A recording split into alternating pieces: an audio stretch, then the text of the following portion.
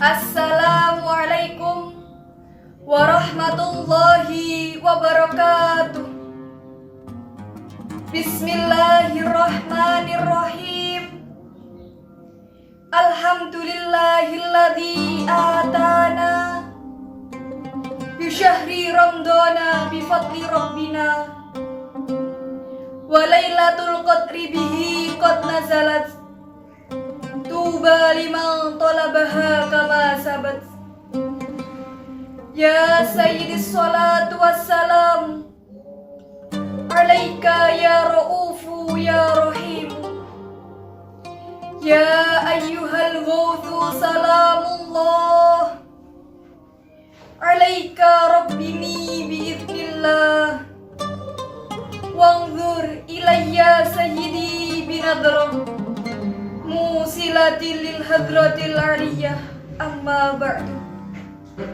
Para pemirsa, dimanapun Anda berada, yang kami hormati dan yang kami muliakan, alhamdulillah bifadlillah, puji syukur kita haturkan kepada Allah Subhanahu wa Ta'ala yang telah memberikan beribu nikmat serta hidayahnya kepada kita semua, sehingga kita masih diberikan umur yang panjang, dapat menemui bulan yang penuh mulia ini, indallah wa rasulihi sallallahu alaihi wasallam, yang mana pada bulan ini penuh dengan maghfirah, ampunan Allah Subhanahu wa Ta'ala, bulan yang penuh dengan keistimewaan dan kemuliaan, di mana kebaikan-kebaikan dilipat gandakan dan dosa-dosa kita dileburkan.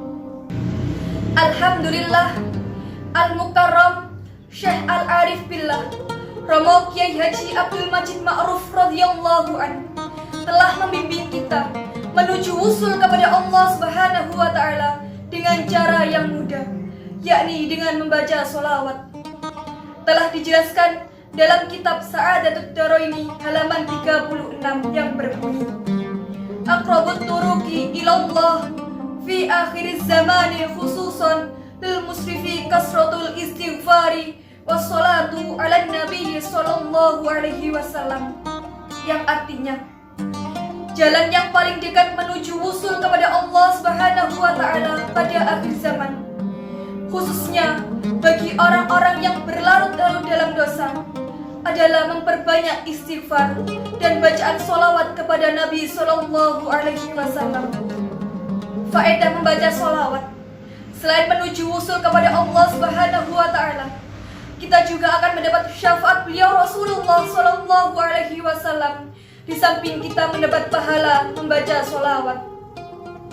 Lebih-lebih jika membacanya dengan penuh ikhlas, dengan adab lahir batin yang sebaik-baiknya, di samping kita ingat kepada beliau Rasulullah sallallahu alaihi wasallam, kita juga ingat kepada Allah Subhanahu wa Ta'ala.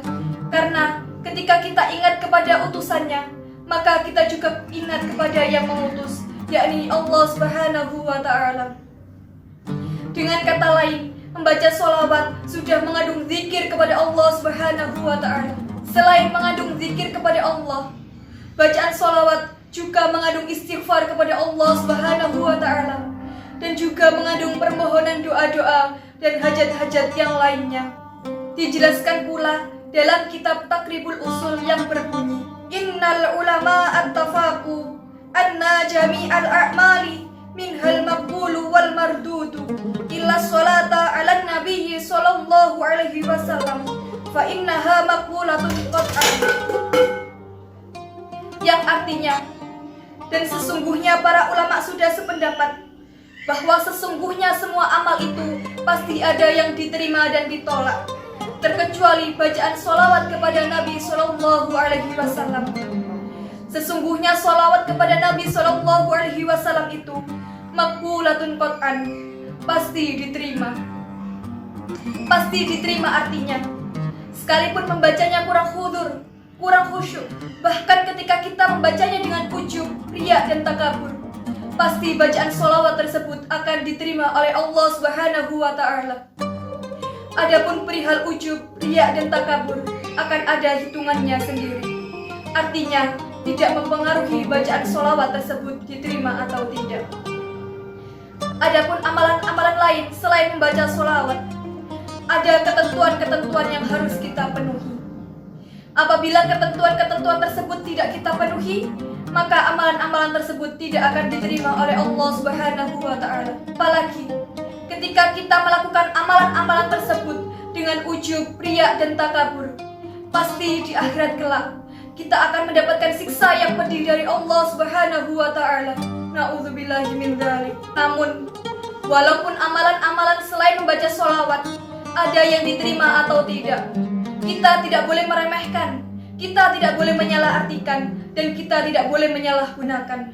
Justru hal ini harus mendorong kita untuk lebih berhati-hati dalam menjalankan ibadah kepada Allah Subhanahu wa Ta'ala, baik itu ibadah-ibadah sunnah maupun ibadah-ibadah yang wajib seperti sholat, zakat, dan lain sebagainya. Faedah membaca sholawat selain menuju wusul kepada Allah Subhanahu wa Ta'ala, dalam kitab Sa'adatud Darain telah dijelaskan faedah yang lebih besar, yakni wa min a'zami faidatiha intiba'u suratihi sallallahu alaihi wasallam ala qalbil musalli, yang artinya, dan antara faedah membaca sholawat yang paling besar adalah tercetaknya surah Rasulullah sallallahu alaihi wasallam di dalam hati si pembaca sholawat. Singkatnya, jalan pintas untuk menuju wusul kepada Allah Subhanahu wa Ta'ala serta mencetak surah Rasulullah sallallahu alaihi wasallam di dalam hati kita, yakni dengan memperbanyak berdep-dep, taqarrub, mendekatkan diri kepada Allah Subhanahu wa Ta'ala, bertaubat, memohon ampunan kepada Allah Subhanahu wa Ta'ala, memperbanyak bacaan sholawat kepada baginda Rasulullah sallallahu alaihi wasallam, memperbanyak tasyafu', memohon syafaat kepada beliau Rasulullah sallallahu alaihi wasallam, memohon bantuan, memohon doa restu, memohon barokah, karamah nadra ghausu hadaz zaman, dan para aulia kekasih Allah Subhanahu wa Ta'ala, agar beliau-beliau berkenan membantu permohonan kita kepada Allah Subhanahu wa Ta'ala wa rasulihi sallallahu alaihi wasallam wa ghausi hadaz zaman radhiyallahu anhu. Mari Al-Fatihah.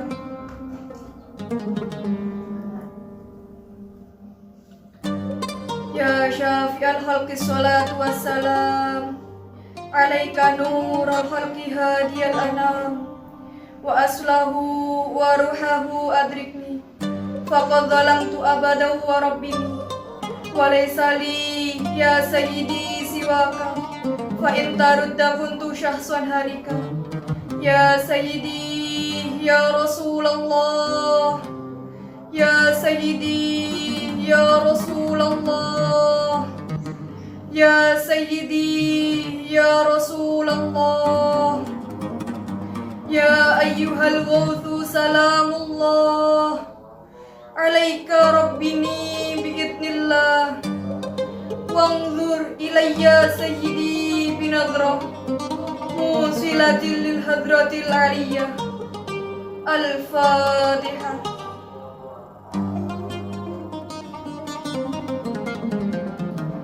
Sekian dari saya. Apabila ada salah kata, saya mohon maaf yang sebesar-besarnya. Wabillahi taufiq wal hidayah. Wa bir Rasulillahi sallallahu alaihi wasallam asy-syafa'ah wa tarbiyah. Wa min ghauthi hadzal zaman radhiyallahu an-nadrah wal barakah. Wassalamualaikum warahmatullahi wabarakatuh.